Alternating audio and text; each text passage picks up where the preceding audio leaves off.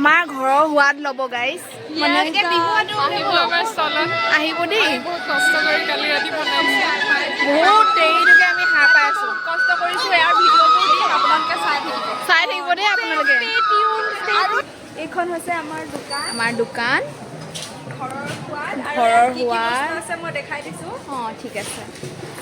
ইফালে হৈছে চিৰা লাড়ু এইটো চিৰা লাড়ু মুড়ি লাড়ু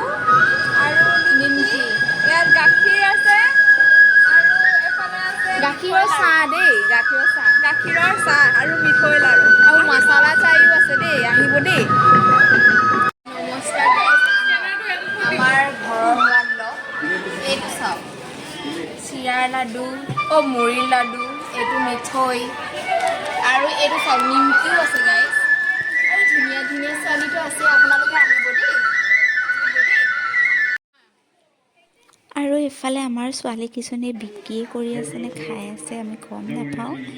কিন্তু ভালদৰে খাইছে দোকানখিনি দিছে অৱশ্যে ময়ো আছিলোঁ আৰু আমাৰ কাষতে আছিলে আমাৰ মানে ষ্টুডেণ্টে মোৰ লগৰে পাটি চেপটা পিঠা আৰু সন্দেশ আনিছিলে আৰু আছিলে ইমান